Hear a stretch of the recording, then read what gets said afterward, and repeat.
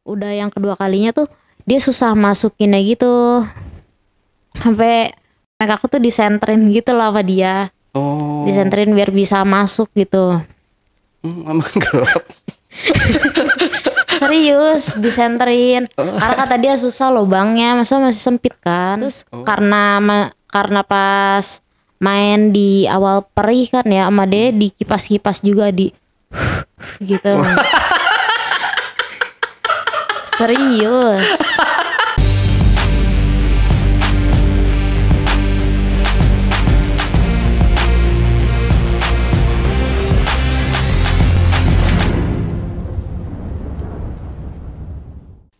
Assalamualaikum warahmatullahi wabarakatuh. Ketemu lagi dengan saya, Ale, Jejak Backpacker. Host yang memang tampan dan bukan perlahan-lahan tampan seperti host sebelumnya. Dalam segmen Cuble, Curhat Dong, Bang Ale. Di hadapan saya telah hadir seorang narasumber yang mungkin teman-teman sebelumnya sudah menonton kisahnya. Nanti akan kita cantumkan di bawah ini link videonya. Jadi narasumber kita ini kembali hadir untuk menceritakan kelanjutan kehidupannya nih. Langsung aja pokoknya kita sapa narasumbernya. Assalamualaikum Kak Sani. Iya Kak Sani, terima kasih nih udah hadir di studio Ale Jejak Backpacker. Jadi Kak Sani ini maaf ya Kak Sani ya. Tadinya Kak Sani ini ya dia menceritakan tentang keadaan rumah tangga keluarganya ya, lebih tepatnya ibu dan bapaknya, di mana di situ ya banyaklah problematika kehidupan keluarga gitu, dan ya artinya menjadi keluarga yang broken ya Kak Sani. Dan di sini kelanjutannya Kak Sani ini akan menceritakan kembali gimana keadaannya setelah kejadian itu semua. Nah, ini gimana Kak Sani? Sewaktu itu kan Kak Sani ya orang tuanya udah berantakan lah ya kayak gitu. Udah orang tuanya bapaknya gini, ibunya gitu. Dan akhirnya Kak Sani sendiri ini gimana ke depannya nih setelah kejadian itu? Setelah kejadian itu aku tuh ikut mama, aku gak ikut papa. Akhirnya kan mama sama papa udah gak pernah ini kan, udah gak pernah ketemu lagi. So mama juga ngelarang papa buat ketemu. Akhirnya setelah itu aku tuh jadi kayak kurang kasih sayang papa, karena kan jarang ketemu ya. Yang biasanya seminggu sekali kayak main bareng ya kan. Jadi sekarang udah ya gak pernah ketemu, bahkan sampai sekarang juga udah gak pernah ketemu. Terus aku beranjak aku dewasa, aku ketemu sama cowok. Dia anak kuliahan, dia baik, dia jadi pendengar yang baik buat aku. Pokoknya sifat dia tuh kayak papaku banget gitu. Pokoknya dia baik banget deh. Udah gitu dia royal juga ke aku, dia anak kuliahan. Terus kita deket, aku juga cerita tentang keluarga aku, dia juga responnya baik ke aku. Terus dia juga perhatian. Terus suatu malam tuh aku kan, karena aku udah percaya sama dia, karena aku lihat tuh dia orangnya baik, gak bakal macem-macem ke aku gitu. Dia ini aja, dia ngajakin aku nginep di kosannya, aku nginep dong.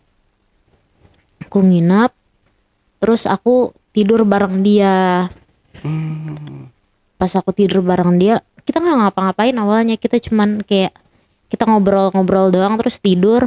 Nah pas subuhnya dia tuh ngeruda aku, paksa sampai itulah aku pengen teriak juga takut ya, karena kan posisinya aku lagi di kosan orang, takutnya yang ada di aku di nama masa nih, digerebek ya kan, karena kayak posisinya sama cowok berdua-duaan ya kan, pasti orang mikir udah bakal negatif nih ya kan. Betul. Akhirnya aku kayak ya udahlah gitu loh. Walaupun aku terpaksa kelar kayak gitu, aku tuh nangis karena takut dia gak tanggung jawab gitu. Terus dia tuh karena dia mulutnya manis banget, dia bisa ngeyakinin aku kayak bilang iya udah, aku bakal tanggung jawab. Pokoknya dia ngeluarin kata-kata manis dia sampai bikin aku tenang. Nah setelah itu dia ngajak aku gitu lagi. Dalam semalam itu. Iya ngajak gitu lagi. Terus kan karena aku masih awal-awal kan perih ya gitu ya. Perih sama dia tuh sempet, karena itu kan pas pertama kali kan diruda paksa gitu ya, direbut paksa sampai aku dipiting gitu. Oke. Nah udah yang kedua kalinya tuh dia susah masukinnya gitu, sampai aku tuh disenterin gitu lah sama dia, Oh. disenterin biar bisa masuk gitu. Emang gelap. Serius disenterin karena kata dia susah lubangnya, masa masih sempit kan. Oh, oke. Terus karena pas main di awal perih kan ya sama dia di kipas-kipas juga di gitu. Serius. Kan perih kata aku perih kata dia, sini aku tiupin gitu, ditiupin sama dia. Terus sempet dikipasin juga, aku yang ngangkang gitu. Itu yang tadi senternya itu HP. Oh, senter HP bukan senter yang. Enggak, dia nyalain HP katanya apa sih susah masukin yang mana sih lubangnya gitu. Oh, oke. Terus udah gitu aja. Kita ya udah tuh awalnya aku kayak takut, tapi makin kesini sikap dia tuh kayak makin meyakinin aku gitu, kayak maksudnya nggak ngeraguin aku gitu, sampai aku tuh nggak percaya banget sama dia, soalnya dia bener-bener anaknya lempeng-lempeng aja gitu, nggak aneh-aneh, nggak neko-neko. Aku percaya banget ya sama dia. Terus juga sifatnya tuh beda-beda dikit sama papaku. Mirip banget deh, kayak rajinnya. Terus cara nge-treat aku tuh kayak nge-treat mama aku, karena kan karena mama aku ngelihatnya mama aku begitu ya ke laki ya, jadi aku tuh lumayan kasar juga ke laki, maksudnya ke pacar aku itu kasar. Dia kayak ngadepin aku tuh sabar banget walaupun aku tantrum kayak gimana pun. Terus akhirnya kita jalanin pokoknya hampir tiap ketemu kita begitu deh, tiap begitu. Terus karena kita masih awal-awal ya, kita gak tahu cara main aman tuh, kayak kita nggak pernah pakai kondom, terus gak pernah buang di luar, selalu di dalam gitu. Abis kayak gitu aku juga pernah tuh waktu itu main di kan mama aku kan punya usaha ya, salon ya. Aku waktu itu disuruh jagain salonnya tutup, soalnya samping salon mama aku itu ada yang bekas dirampok gitu, jadi aku disuruh ngejagain.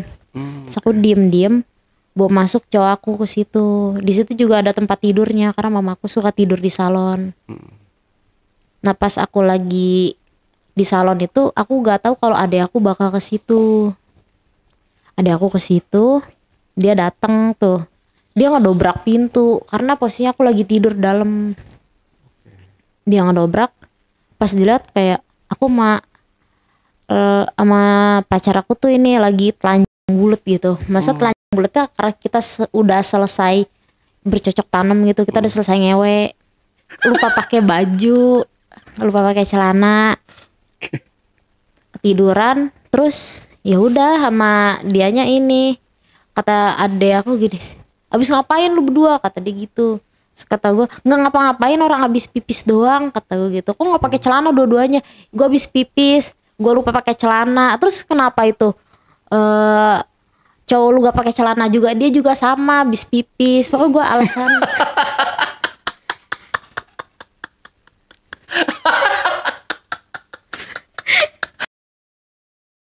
Oke, lanjut. Ya udah akhirnya kan karena adik aku takut tuh sama aku ancam, awas lu bilang-bilang sama mama ya gitu. Kata adik aku, iya. Terus juga aku ngasih duit goceng ke dia buat dia tutup mulut. Kebetulan dia takut sama aku gitu, karena aku kan lumayan galak ya. Aku tuh kayak mama aku galak banget gitu. Sama adik pun aku sama gitu, kayak mama aku nyikapin anak, karena aku kan aku kan kayak niru kelakuan mama aku gitu. Akhirnya setelah kayak gitu aku pulang, aku belum berani ngenalin tuh cowok tuh ke mamaku.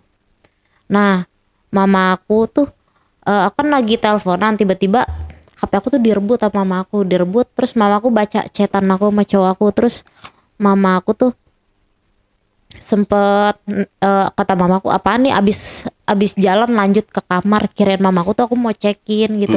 Padahal itu tuh enggak, dia habis keluarnya tuh jalan terus ke kamar dia, bukan kamar cekin gitu. Akhirnya mamaku nelpon marah-marah, besokannya disuruh datang tuh, suruh datang gini, kamu maksudnya apa ngajak anak saya ke kamar gitu. Kata pacar aku, enggak, maksudnya itu tuh kamarnya tuh kamar aku, kamar kos aku, bukan ngajakin anak ibu cekin. Akhirnya mulai dari situ kenal tuh mama aku sama si cowok itu. Kenal, deket juga, deket sama si cowok. Si mama aku juga ngeliat si cowok itu tuh baik, jadi mama aku percaya kayak nitipin aku ke dia, padahal sebenarnya dia gak, masa udah ngerusak aku. Terus akhirnya kan awalnya dia cuma berani ke salon doang, aku juga gak berani bawa ke rumah. Akhirnya sama mama aku kayak aku disuruh rapihin rumah, rapihin gudang, karena kan aku males ya orangnya ya. Aku kayak males terus kebetulan cowok aku rajin, kayak udah dong ajak si Ono gitu. Ya udah dong aku ajak, dia juga pengen. Nah pas di rumah kita begitu lagi. Di rumah juga. Iya, begitu itu aku begituannya di kamar mamaku. Dan posisinya kan cuman ada aku berdua sama tuh cowok. Karena mama aku kan jarang pulang. Terus adik aku juga ikut sama mama aku kan. Masa pada tidur salon, salonnya juga lumayan gede, bisa dibuat tempat tinggal gitu. Akhirnya aku kan tadinya aku tinggal sama saudara, akhirnya aku kayak aku udah gede, aku pengen bebas, aku akhirnya tinggal sendiri di rumah. Di rumah tuh gak ada siapa-siapa, cuman ada aku doang. Terus kan papa aku kan tetep nih ngirim duit buat aku buat makan. Pernah papa aku telat ngirim duit jam 1 atau jam 2 gitu, posisi itu bulan puasa. Terus udah gitu papaku ngirim dong jam 2, katanya baru nelpon, nih uang udah dikirim, kata dia gitu. Akhirnya aku ngambil, posisi aku masih sama cowok aku masih main di luar gitu. Aku ngambil dong, terus kan itu posisi bulan puasa pasti masih rame ya jam segitu. Aku belanja, aku masak, udah gitu di depan rumahku tuh ada yang ronda gitu. Aku kelar masak, terus ini makan, kita sahur, terus kita begitu-gituan digerebek warga. Sama warga tuh si cowok aku pengen digebukin. Habis sahur? Iya jam 3. Soalnya kan yang bapak-bapak ini kan ada yang ngeliat cowok masuk rumah aku, sedangkan rumah aku lagi sepi. Terus ada yang ngadu kayak itu di rumah itu ada cowok, dia ceweknya sendiri gitu. Nah pertama tanya bye-bye gitu, kayak ada cowok bukan dalam, kataku ada, kenapa gitu, ngapain, kata gue nggak ngapa-ngapain, kata gue gitu. Terus kata dia bohong, awe jeung lalaki naon dia tuh selain ngewe, kata dia gitu. Terus kata gue ngapain gue ngewe, kata gue bulan puasa, padahal mah udah ngewe. udah Telat berarti. iya, ya, mereka ngerebeknya telat. Terus aku juga kan kalau di rumah pakaiannya kayak nggak, pokoknya seksi banget ya kalau di rumah gitu. Pakaian aku juga kayak masih berantakan gitu. Terus mereka nggak percaya dong, mereka nyoba masuk rumahku gitu, nyoba masuk karena aku masaknya di ruang tamu ya. Aku masaknya di ruang tamu. Mereka nyoba masuk ke atas, aku tahan, terus mereka tetap ngedorong, akhirnya aku jatuh. Kebetulan di bawah tangga tuh ada pisau gitu, ada pisau, ambil pisau kayak keluar gak lu semua anjing, kata gue gitu. Terus akhirnya mereka pada keluar tuh karena takut ngeliat aku megang pisau. Pada keluar rame di depan rumah aku, kayak kenapa gitu. Aku juga marah-marah kayak anjing tolong lu, gue gak ngapa-ngapain, gue gak ngewe ya, padahal mah udah ngewe. Aku ngebela diri aku doang kayak gitu tuh. Ya udah, ada ketua pemudanya datang ke rumahku, dia ngomongnya sopan bye-bye, ditanya bang orang mana gitu. Ya udah, akhirnya cowok aku abis subuh disuruh pulang. Udah disuruh pulang tuh dia dijegat di pinggir kali sama tanggaku, katanya begini, monyet lu jangan kesini lagi ya, katanya gitu. Ngebikin kampung orang kotor aja gitu. Ya, tapi sama cowok aku nggak dirawin, dia udah aja pergi aja nyelengos gitu. Udah gitu ya udah, besokannya dia tetap ke sono lagi walaupun udah di sini sih nama tetanggaku sepanjang jalan gitu kalau ketemu. Nah pernah satu kejadian dia pengen nginep seminggu. Iya kan mama jarang pulang, tinggalnya malakinya di salon itu. Terus aku tuh di sono, kebetulan dia lagi libur kerja kan bulan puasa, lagi nggak ada kerjaan. Dia nginep di tempat aku seminggu. Nah selama seminggu itu kita gak puasa sama sekali, kita ngewe gitu walaupun bulan puasa. Iya sih aku tahu itu salah, cuman kan ya masa lah, aku lagi bucin banget nih sama dia gitu, kayak apapun yang dia kasih, apapun yang diminta aku bakal kasih gitu. Ya udah akhirnya kita ngewe terus aku juga gak tahu kalau aku gak bakal kepikiran kalau misalkan aku bakal hamil gitu. Selesai lebaran ya udah biasa aja, kita biasa tetap kita ngelanjutin ngewe tiap hari gitu, kayak laki bini gitu. Dia tiap hari ke rumahku. Kelar kayak gitu aku telat haid tuh, telat haid. Telat haidnya tuh cuman baru sebulan terus kataku kok kayak gak enak gitu ya gitu. Terus mama aku juga ngeliat kayak perut lu kenapa gitu, kata mamaku sambil dipelus. Kataku nggak apa-apa, apaan sih pegang-pegang, kataku gitu. Beneran nggak apa-apa gitu. Terus kebetulan ada cowok aku di situ, mamaku ngomong, kamu kalau sampai si ini hamil tanggung jawab ya, kata mamaku gitu. Terus cowok aku langsung kayak ngelirik aku gitu, so beneran dia takut aku hamil, soalnya kan kita masih sama-sama on gitu ya mainnya. Itu sama-sama masih pertama kali. Akhirnya aku kepikiran dong kayak takut hamil nih bener, soalnya aku juga telat mens. Aku beli test pack tuh, pas test pack garis 2 aku langsung buang test packnya, takut mama aku ngeliat. Dibuangnya juga di tempat yang jauh gitu. Aku bilangnya mau jajan. Terus kataku aku kepikiran loh, kataku gimana, aku takut aku mamaku kan galak banget kan yang aku bilang. Aku jadinya takut gitu, aku overthinking, dan sedangkan dia juga overthinking, takut keluarganya malu, takut bikin keluarga kecewa. Karena dia anak pertama, contoh, harusnya dia contoh buat adik-adiknya ya kan. Terus udah gitu, ya udah kita mikirin gimana caranya. Akhirnya si cowoknya pengen aku ngegugurin kandungan aku tuh. Kita nyari di Facebook kayak obat penggugur kandungan. Kita chatin satu-satu. Iya sih banyak penipunya. Cuman kita teliti gitu, kita lihat di get kontak kayak ini nomor penipu bukan gitu loh. Kalau sekiranya nomornya gak bisa dilihat, berarti otomatis itu nipu. Akhirnya kita ketemu sama salah satu bidan. Dia rumahnya lumayan jauh di daerah Surabaya apa Semarang gitu. Kita chatan, terus kita konsultasi ke dia, terus kita beli obat penggugur kandungannya dari dia, dipaketin bener nyampe obatnya. Udah nyampe obatnya, ya udah aku minum. Mama aku juga sempat sakit beberapa hari gitu karena minum obat penggugur gitu, kayak sakit banget. Mama aku sampai kayak kenapa sakit, cuman aku yang nggak mau dibawa berobat karena itu tuh proses pengguguran gitu loh. Sampai mau dibawa ke rumah sakit, kataku gak apa-apa, gak usah. Terus ya udah tuh aku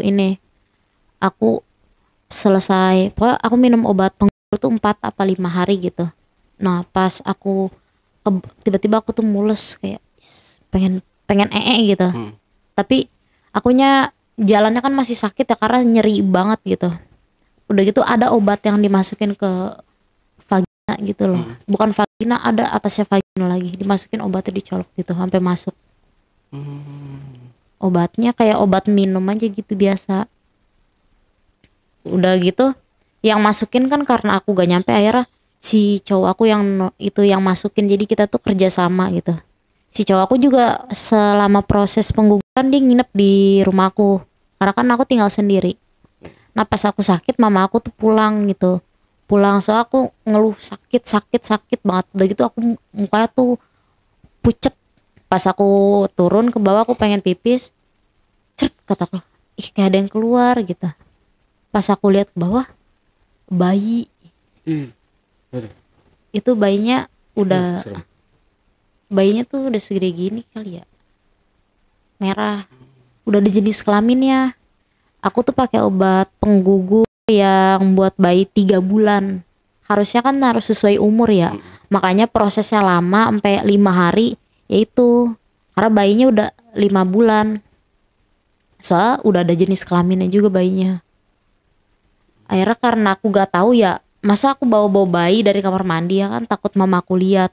Udah itu kalau mau ke atas tuh harus lewatin kamar mama aku dulu. Akhirnya aku ari-arinya dari ini, aku kan belum keluar, aku juga gak tahu ya kalau misalkan ari-arinya tuh bakal ikut keluar gitu. Tapi aku putusnya pakai tangan gitu, cus, dari perut si bayinya itu. Putus tuh. Putusnya bukan pakai gunting, pakai tangan. Aku naik ke atas, nah setelah bayinya keluar itu tuh udah plong banget.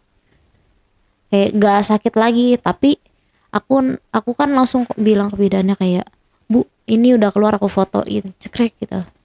Kata ibunya, "Ari-arinya mana?" Kataku, "Ari-ari apa?" gitu.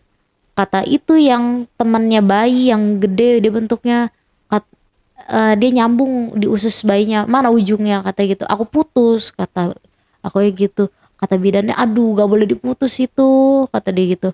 "Terus keluar juga sama bayi-bayinya, sabar harusnya kamu." Karena waktu itu posisi salahnya aku gak sabar. Terus udah gitu, ya udah, aku nyuruh si cowok aku kayak, "Ini mandiin dulu," kayak pokoknya dibersihin dulu dah dianya. Terus kita kan nggak punya kain kafan, pakai kerudung tuh, dililit-lilit dong pakai kerudung. Terus ya udah dikuburin di kebun orang. Nah setelah itu tuh malah aku bikin masalah baru. Kan ari-arinya belum keluar nih dari ini aku, dari perut aku. Udah itu kayak aku harus beli obat lagi biar ari-arinya tuh keluar. Nah, terus prosesnya 3 hari ya, karena kan obatnya dipaketin. Ari-arinya baru keluar dan itu udah busuk tuh gak, ari-ari di dalam perut aku. Udah bau dan darahnya juga udah bukan merah lagi, udah hitam gitu loh. Bukan hitam sih, kayak coklat muka hitam gitu. Baunya udah bau bangke. Nah aku tuh ngegugurin tuh mama aku juga gak tahu, karena kan ya mas tahu sendiri ya Bang Ale, mama aku kan kurang perhatian, jadi dia anaknya keguguran aja gak tahu gitu. Kelar kayak gitu aku ya udah biasa lagi. Nah kan kata bidannya tuh kalau kita habis keguguran nggak boleh langsung dipakai ya.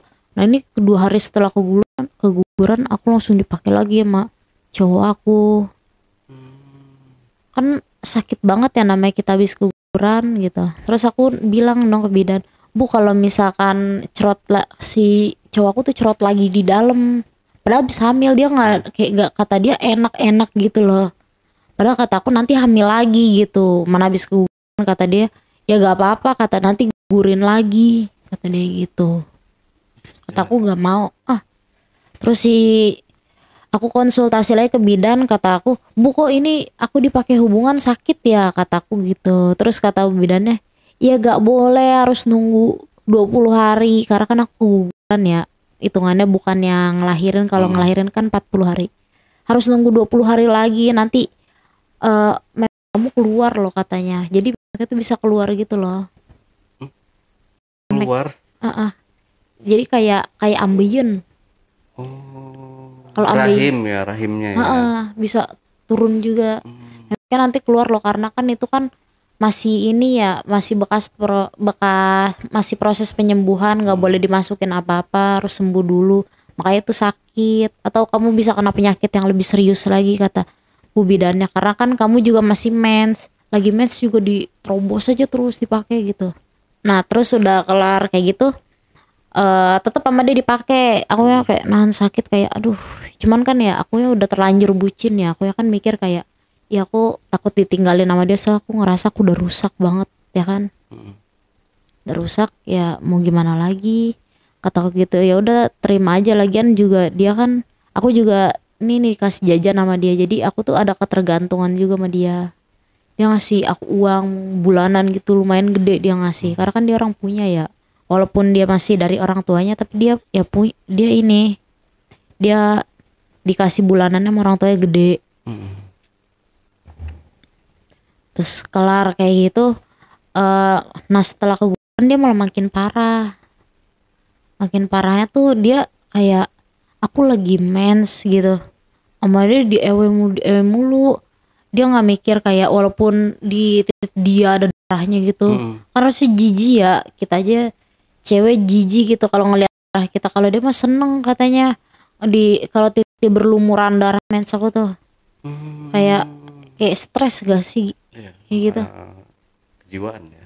Iya kayak iya sih dia baik, cuman kayak masalah itu dia kayak ada kayak ada yang ngegaji. Fetish ya, itu namanya fetish. Fetis. Iya, Iya, fetish itu banyak, jadi dia eh, lebih terang lagi, misalkan kayak yang kasus yang kapan tuh yang pakai kain jarik itu fetish juga. Jadi dia terangsang kalau misalkan calon targetnya ini ditutup, ditutup badannya pakai kain jarik, itu ada. Terus ada juga yang dia akan terangsang kalau misalkan dia pakai pakaian anak sekolah misalnya, nah itu fetish. Kemungkinan besar itu 99% sih fetishnya dia seneng, bakal bakal apa, puas kalau dia ngeli apa pakai darah haid gitu. darah berlumuran Mm-mm. di titiknya gitu. Iya. Nah terus udah itu dia juga kayak hyper banget, nambah hyper gitu loh. Hmm. Kayak bentar-bentar ngewe sehari tuh bisa 10 kali dia ngewe tuh. 10 kali. Iya, dia kata dia aku mah ngewenya hitungannya per jam kata dia gitu. Oh. So kan dia kan jauh dari orang tua. Mm-mm. Dia ngekos juga, tapi aku juga kan jauh dari orang tua, tinggal sendiri walaupun di rumah sendiri. Ya kan? Jadi kayak tiap hari ketemu, kita tuh tiap hari ketemu, nggak pernah nggak ketemu. Soalnya aku juga jadi kayak ya yang aku bilang kan jadi kayak kehilangan sosok papa aku kan. Aku jadi kayak sama dia tuh kayak pengen dimanja mulu, nempel-nempel mulu. Nah dia tuh beranggapan kalau aku manja gitu aku sange, padahal mah enggak. Aku tuh pengen disayang bukan pengen diewe gitu. Oke. Kalau dia mikirnya oh mau ngewe gitu loh. Orang manja dikit mau ngewe, orang ini dikit mau ngewe. Otaknya ke situ mulu. Aku juga akhirnya kan kayak lama-lama capek ya. Lama-lama capek. Aku bingung tuh kayak ngebilangin ke dianya biar gak kayak gitu karena aku takut penyakit juga. Namanya darah kotor kan dipakai gini ngewe gitu ya masuk lagi kan. Terus aku tuh kayak ngerasa kayak mereka aku bau gitu, bau kayak bau busuk gitu. Terus aku aku cari tahu gitu kenapa bisa bau busuk. Pas aku berobat katanya aku tuh kena ini loh, infeksi kelamin. Oh, oke. Infeksi kelamin kita tuh harus berobat ke rumah sakit buat ngilangin infeksinya. Itu tuh baunya itu tuh bisa banyak penyebabnya, bisa karena yang pas aku guguran tuh ari-arinya di dalam kayak bau, terus sama yang mens gitu, aku mens dipakai jadi darahnya tuh kotor, darah kotor masuk jadinya bau gitu. Terus berobat gitu sembuh, udah sembuh tetap kayak gitu dianya, tetap mintanya yang aneh-aneh gitu. Ini mah malam ya, dia minta ngewe di balkon rumah. Emang rumah aku tuh jam 9 ke atas sepi karena kan tinggalnya kampung ya. Mm-mm. Jadi kayak dia ngewe aja plok gitu, kata dia ya gak apa-apa kalau misalkan ada yang ngeliat ya udah kan ketutupan ini gitu ya balkonnya, jadi nggak langsung kelihatan gitu. Jadi dia mikirnya kayak tepuk tangan aja gitu. Adeknya? Adanya kan sama mama. Oh. Cuman ada yang terakhir ini tinggalnya bareng aku, dia sering ngeliat aku ngewe. Oh. Umur berapa adeknya? Adanya dia pas aku masih awal pacaran sama pacar aku ini, dia kelas 2 SD. Kelas 2 SD. Cuman aku pikir dia tuh gak ngerti gitu loh. Ternyata dia diem-diem ngerti karena sering ngeliat aku ngewe. Pernah juga dia ini loh, kan rumah kan lantai 2 kan. Aku lagi ngewe nih di ruang tengah atas. Ada aku tiba-tiba naik dan itu kita lagi sama-sama lagi tumpuk gitu loh. Ada aku ngeliatin, terus dia nanya kakak lagi apa, kata dia gitu. Kata gue, son lu turun ke gue. Kakak itu lagi ngapain sama manggil kan itu ya kakak sama kakak gitu, kakaknya itu cowok aku. Gak ngapa-ngapain, cowok aku langsung ngumpet dalam selimut gitu. Karena kan adik aku ngeliat gak enak gitu ya. Saya adik aku turun lagi. Ternyata dia sering ngadu diem-diem ke mama aku. Cuman mama aku gak percaya, namanya anak kecil ya kan. Namanya anak kecil. Terus berjalannya waktu aku ngeliat ada kejanggalan dari cowok aku. Biasa tuh dia kayak kita setiap malam sleep call, Nah kali ini dia nggak sleep call sama sekali. Dia tiba-tiba berubah. Terus bodohnya aku, saking aku percayanya sama dia, aku yang biasa ngecek HP dia. Aku kan overprotective ya. Aku tiap ketemu tuh ngecek. Nah aku tuh udah kali ada sebulan aku nggak ada ngecek HP dia. Pas aku buka HP-nya, kataku kok ada Facebook baru, kataku gitu. Pas aku buka Facebook baru tuh, wah sumpah dia cabul, dia VCS coba sama cewek lain. Ternyata aku kira dia sama aku doang, dia VCS sama cewek lain. Sampai dia ngechatin cewek-cewek BO. Ternyata dia BO sama cewek-cewek itu. Terus ada satu cewek, dia kenalan gitu, sampai dia ngirim foto itu, dia si ceweknya juga ngirim foto itunya. Dia bilang, aku nggak tahu soal namanya kakak. Pas aku lihat, aku nangis dong, aku tampar muka dia. Terus dia minta maaf sama aku. Terus kata aku, kamu tuh udah ngehamilin aku, ngerusakin aku, terus sekarang mau ninggalin aku, atau gitu, kamu udah selingkuhin aku, kata aku gitu. Terus dianya kayak, aku minta maaf, kata dia gitu. Terus karena aku takut, akhirnya aku tetap bertahan sama dia. Dia juga aku lihat berubah. Tapi ya gitu, aku jadi kayak udah males juga, lumayan males, karena kan pertama dia hyper ya kan. Kedua aku ngelihat dia VCS sama cewek lain, udah gitu di record sama dia. Yang lebih parahnya, makanya aku sampai jadi udah males napa. Aku sampai kayak batin banget aku sama dia. Udah kayak gitu, aku kira dia bakal tobat tuh di situ tuh. Ternyata dia kayak gitu lagi. Dia ngechat cewek, kata dia begini, aku kalau nggak serius aku nggak bakal minta nomor WA-nya, kata dia gitu. Terus kataku, ini kamu sampai minta nomor WA-nya, kata dia, itu buat gabut doang, kata dia gitu. Lagian si cewek ini tuh kata dia sangean gitu, jadi gampang gitu loh. Tanpa dia harus ngeluarin duit, dia bisa ngewe si cewek ini suka hati, kata dia gitu.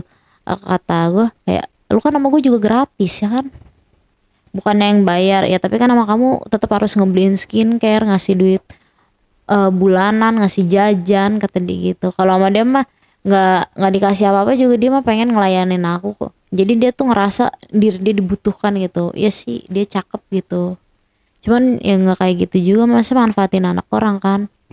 Cuman aku ngechat ceweknya, si ceweknya langsung di blok gitu. Ternyata si ceweknya tahu kalau si cowok ini tuh punya cewek.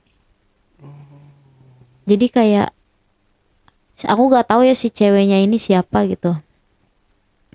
Terus karena aku penasaran, aku telusurin, ternyata si ceweknya ini tuh ya teman dia juga. Masa yang dia pernah kenalin ke aku, kata ini sahabat aku gitu. Dan aku percaya, dia juga sering chatan. Ternyata si cewek yang selingkuh sama dia ya sahabat dia sendiri gitu.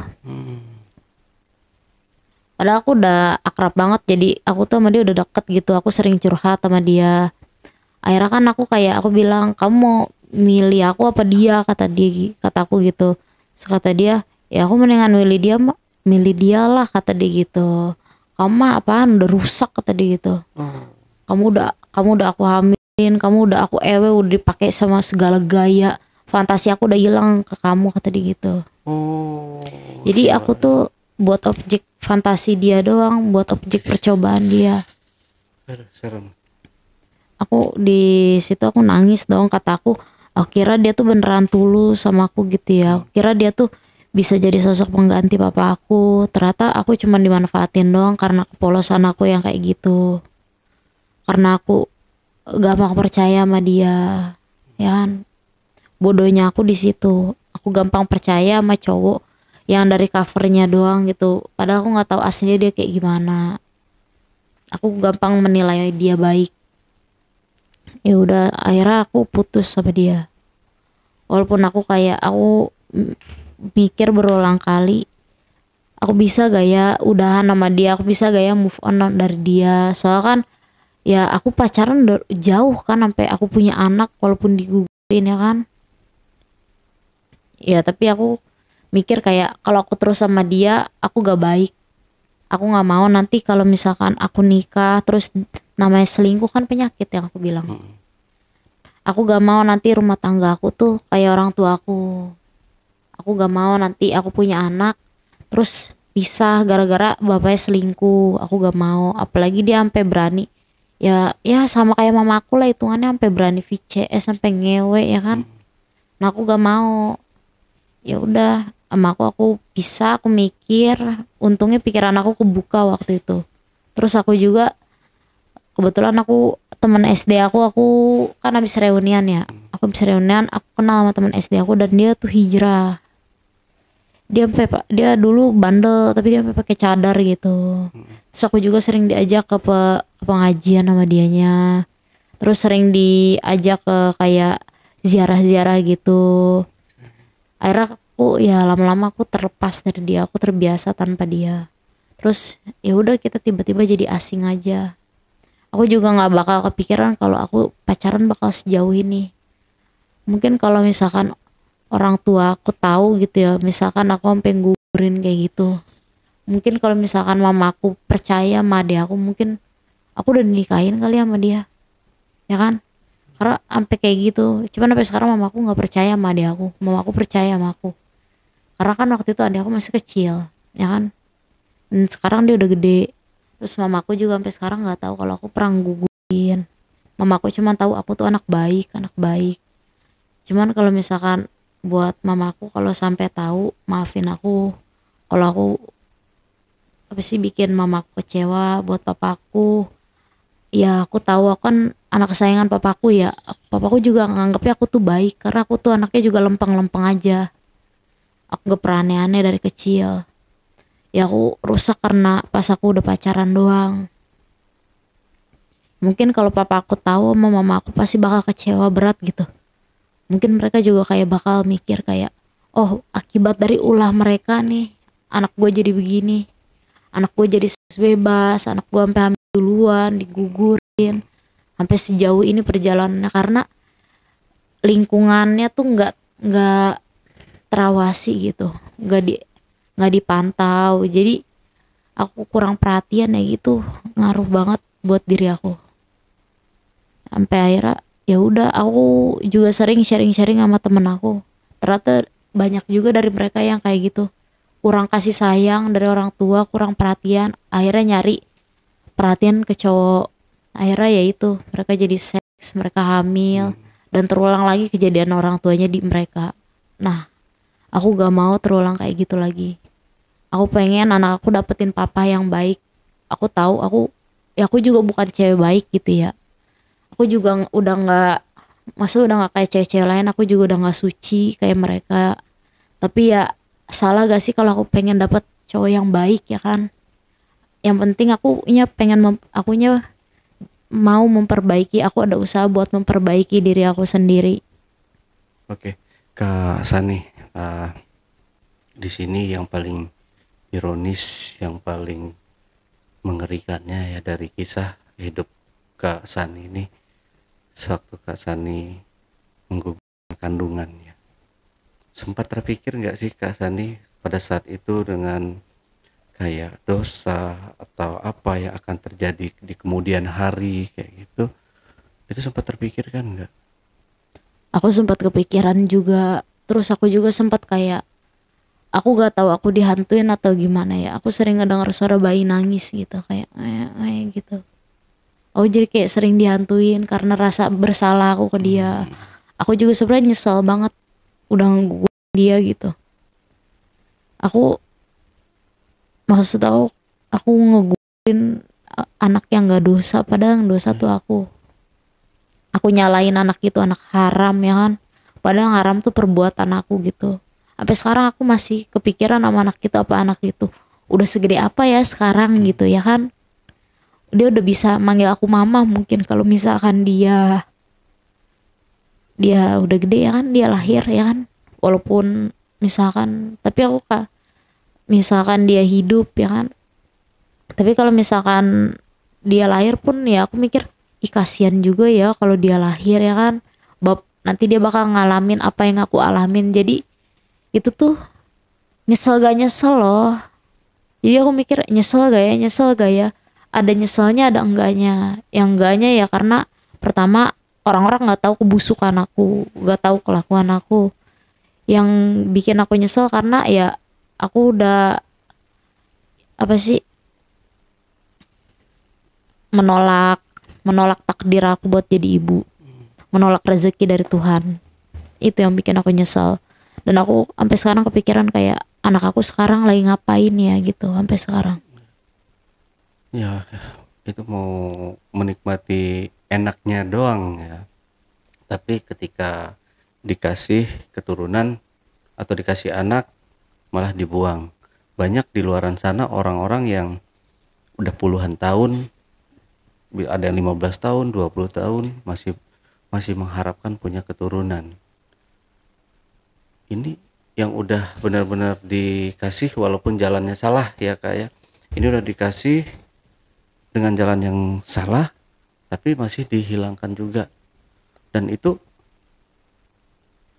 dosa yang mungkin nggak tahu ya apa bisa dihapus apa enggak. Saya bukan ahli agama Kak ya, tapi saya mendengarnya ini juga miris. Saya mengutuk sih perbuatan seperti itu, mengutuk, sangat mengutuk sekali.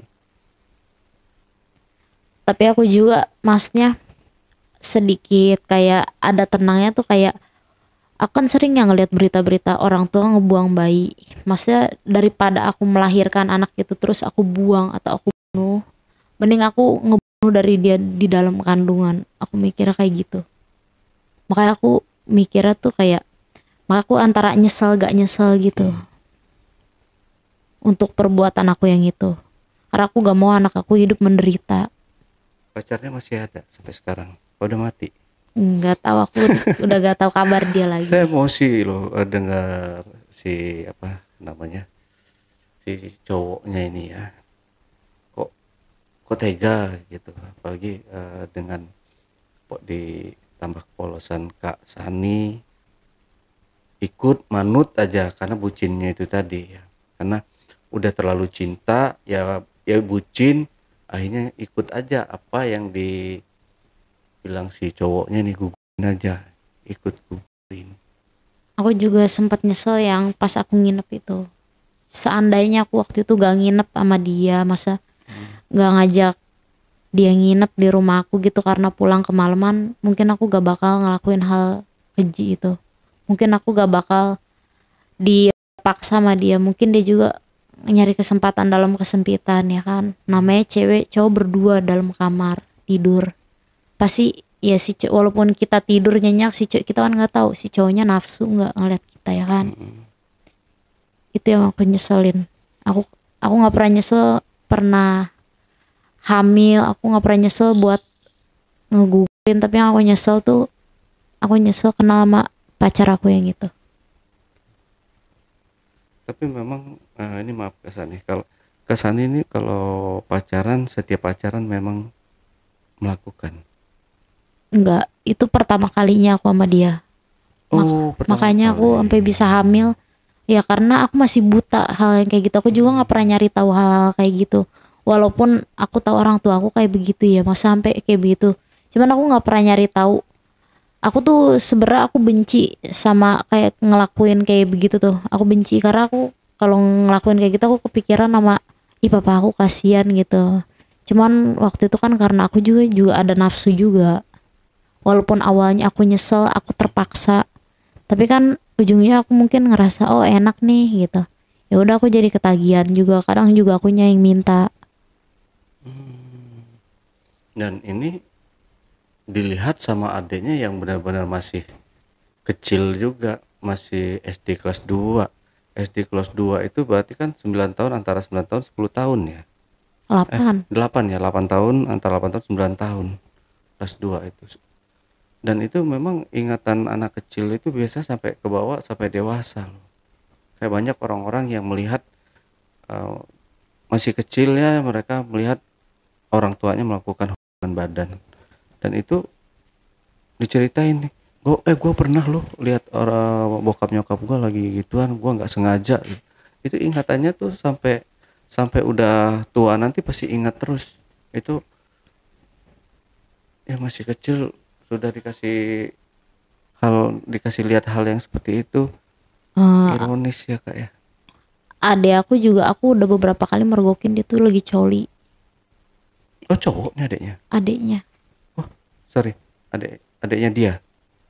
Adik aku Oh cowok adiknya. pernah mergokin beberapa kali dia coli.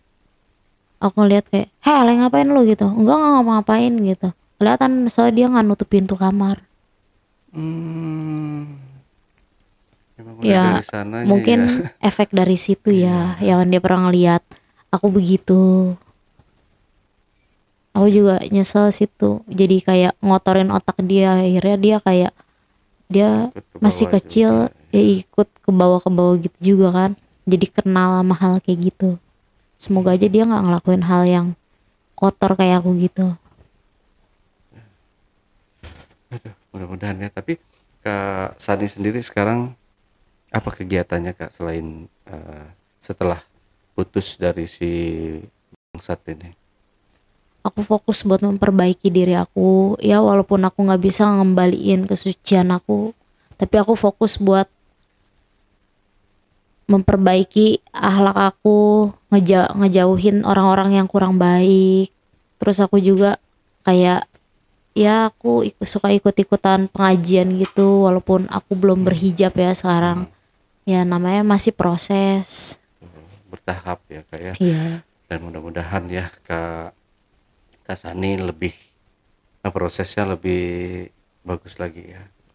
Lebih benar-benar tetap istiqomah dan nggak akan melakukan hal-hal seperti itu lagi Kak Sani ya. Amin ya. Karena saya dengarnya aja sampai jantung itu kayak mau berhenti Kak. Oh ternyata ada loh, saya cuma dengar di berita aja selama ini tentang orang kayak video siapa anak muda, anak-anak sekolahan sekarang ini kan banyak banget yang kayak gitu ya. Mereka melakukan hubungan seksual tanpa adanya apa ya edukasi yang lain-lain gitu ya, melakukan gitu dan hamil, mereka menggugurkan kandungan, dan itu sangat di zaman sekarang ini sangat banyak.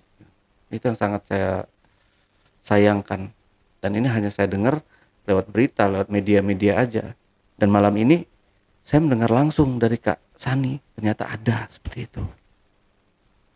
Ya mudah-mudahan ya jangan sampai terjadi sama keluarga kita semua ya. Anggap aja pengalaman yang dialami oleh Kak Sani ini buat pelajaran, dan agar kita itu lebih waspada lagi, agar lebih berhati-hati lagi dalam mendidik seorang anak perempuan.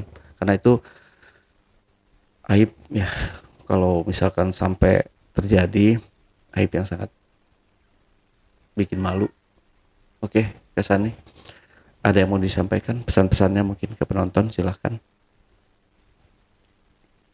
Buat semua yang udah denger ceritaku sebelumnya, mau kalian bilang aku ngarang kayak, aku ngarang cerita kayak gimana, kayak masa anak umur 9 tahun udah ngerti nikah siri sih. Kalian masa nggak pernah sih lihat TikTok gitu kayak si Ken Kulus, Lala, mereka kan pinter walaupun anak masih balita. Ya karena diajarin sama orang tuanya. Aku juga begitu. Aku kan tinggal sama mamaku yang kerja, papaku kerja. Otomatis aku ngurus adik aku tiga biji. Aku ngurus adik aku 3 biji. Kakakku udah pada kerja semuanya. Aku tinggal bertiga sama adik aku. Terus ya kalau misal mereka ada misalkan minta fotokopi kakak KTP, ya aku tahu karena aku udah dikasih tahu sama mamaku di tempat naruh ini di sini. Nanti berkas-berkas kalau misalkan rumah kenapa-napa, rumah kebakaran, selamatin dulu berkas-berkas. Jadi aku tahu. Bukan, kita tuh tahu karena kita diajarin. Mau anak sekecil apapun, kalau misalnya dari kecil kita udah dikasih tahu, kita udah diedukasi, ya kita bakal pinter. Terserah sih kalau mau percaya mau enggak, bodo amat, karena aku juga nggak maksa kalian buat percaya sama aku. Dan kita juga tidak memaksa teman-teman untuk menonton tayangan ini ya, karena tayangan-tayangan yang ada di Ale Jejak Backpacker atau AJB ini dikhususkan untuk yang sudah 21 tahun ke atas. Buat teman-teman atau buat penonton di rumah yang baperan, yang emosian, atau yang lain-lain, tidak diharapkan untuk menonton tayangan-tayangan yang ada di sini. Kalau nggak suka tinggal di skip. Ingat, tinggal di skip. Jadi jangan tinggalkan komentar yang membuat kalian juga ikut berdosa, yang katanya konten saya ini bikin dosa, bikin apa. Ya teman-teman, seperti itu. Pokoknya sekali lagi, nggak suka tinggal di skip. Aman. Oke Kak Sani, terima kasih buat waktunya. Mudah-mudahan Kak Sani tetap istiqomah sampai nanti mendapatkan jodoh yang baik, soleh, dan bisa membimbing Kak Sani untuk menuju surganya Allah ya. Amin. Amin. Oke teman-teman, itulah tadi obrolan saya bareng Kak Sani dalam segmen Cuble. Curhat dong, balik. Buat teman-teman juga yang punya pengalaman menarik dan ingin bercerita langsung di studio Ale Jejak Backpacker, teman-teman dapat menghubungi admin melalui nomor WhatsApp di 0858 47683 atau bisa juga mengirimkan cerita menarik kalian melalui email di ale@jejakbackpacker.id. Wassalamualaikum warahmatullahi wabarakatuh. Oke, Kesani, terima kasih ya. Jangan sedih dong, harus kuat. Ya walaupun salah tapi ya bagus sudah mengakui kesalahannya ya. Masa kelamnya dulu udah diakui dan insya Allah mudah-mudahan dapat ampunan dari Allah ya. Aku juga lega Bang Ale kalau udah nyampein itu. Maksudnya bukan buat nyebar aib ya, tapi ini buat mengedukasi masyarakat aja. Biar nggak ngelakuin hal yang aku alamin ini. Betul, hal bodoh jangan ditiru ya. Cukup jadi pendengar yang baik aja. Sampai jumpa.